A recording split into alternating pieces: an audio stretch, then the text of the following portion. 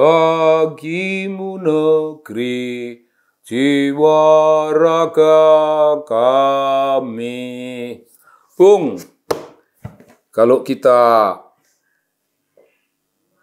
meneriakkan sumpah, meneriakkan janji, ikrar, bagimu negeri jiwa raga kami, itu di kalangan para politisi itu diucapkan, Bung, dengan penuh semangat. Wah, bagi kami asal untuk bangsa dan negara. Wah, ada yang itu, Bung. Pokoknya seolah demi bangsa dan negara. Wow, siap. Apa saja. Untuk urusan bangsa, siap. Tapi, ya begini, Bung. Omongannya seperti itu. Tapi, orang politik itu sering menodai omongannya. Dan terutama partainya. Partainya itu disayang betul oleh KPK dan oleh Kejaksaan Agung. Disayang betul, dipanggil.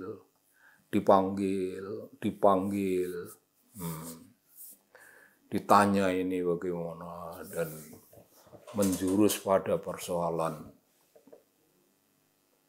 penyimpangan. Demi bangsa dan negara, tapi penyimpangan. Bagi saya asal ini untuk bangsa dan negara, tapi penyimpangan. Dan gede-gede, Bung, mengerikan jumlah penyimpangan administrasi, bukan penyimpangan hukum, bukan administrasi. Tapi maksud saya penyimpangan dalam administrasi pemerintahan. Administrasi, pengelolaan, itu administrasi, tata kelola pemerintahan, penyimpangan. Nah, ini fenomena yang menarik, Bung. Bang Surya Paloh itu minta dikutuk. Kita secara pribadi sering berusaha memohon pada Allah menutup kekurangan-kekurangan kita. Mohon ya Allah. Nah, jangan hamba engkau hukum. Jangan hamba engkau jatuhi kutukan dan seterusnya. Sibuk memohon. Tapi Bang Surya Paloh itu seperti dramawan di atas panggung. Suaranya menggelegar, seperti diatur betul, Bung. Omongan biasa itu, suasananya itu seperti acting, seperti aktor sedang berdialog. Wah, Tuhan, itulah kita ini termasuk saya ini. Minta dikutuk.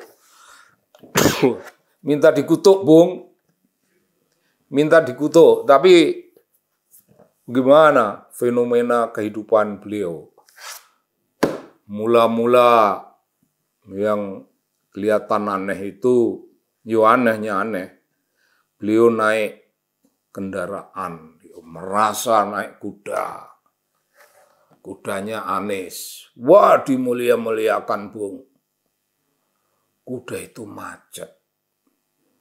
Kuda lumpuh, Bung. Itu sudah kutukan. Tokoh yang ingin tampil sebagai kingmaker. Sebagai kingmaker. Ingin tampak berkuasa, ingin tampak besar, ingin tampak berpengaruh. Jadi kingmaker, mengundang yang lain-lain turut, mengundang yang lain-lain bergabung pada dia. Tapi sudah menjadi yang paling awal melakukan deklarasi, mendeklarasikan calon presidennya. Wah, sudah semua orang udah tahu. Tapi mogok, Bung. Mogok kok. Lumpuh. Jadi beliau naik kuda lumpuh. Ya itu kan sudah kutukan lah. Sudah kutukan, Bung. Naik kuda yang diharapkan berlari kencang tapi lumpuh, ya itu suasana keterkutukan.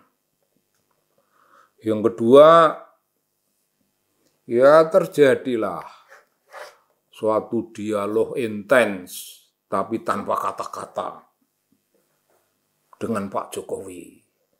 Pak Jokowi, Presiden,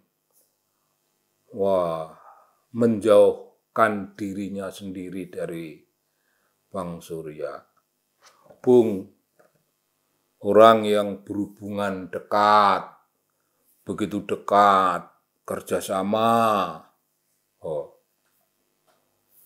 saling memperkuat.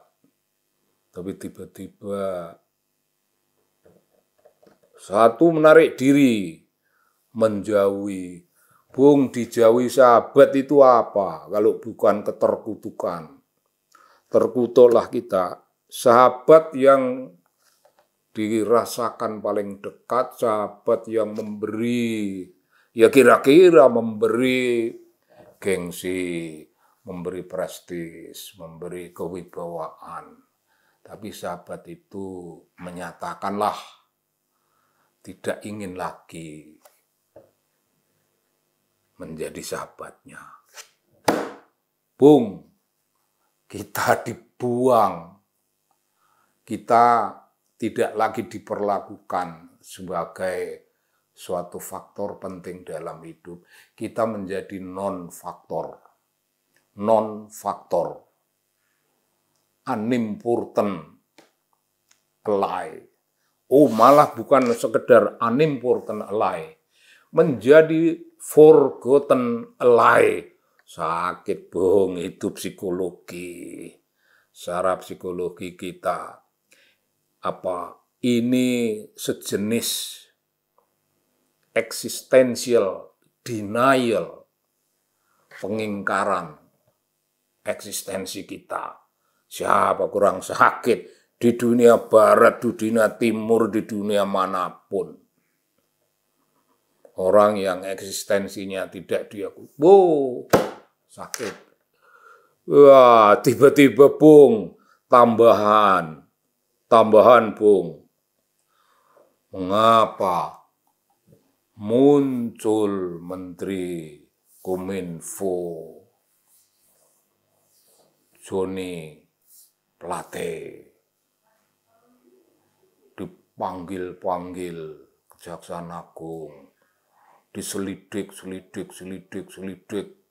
diteliti, kemudian diputuskan, ditangkap, dimasukkan tahanan, menjadi terdakwa. Kaget. Dunia mengetahui. Malulah kita sebagai ketua partai. Malu. Rasa malu semacam itu.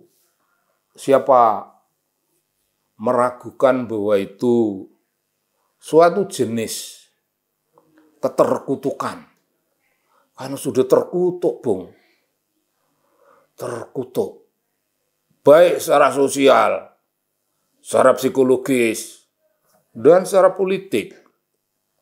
Kita sudah tampak tidak diakui, kita sudah dibuang dari pergaulannya. Tiba-tiba ini menterinya dibegitukan dan dipaparkanlah itu.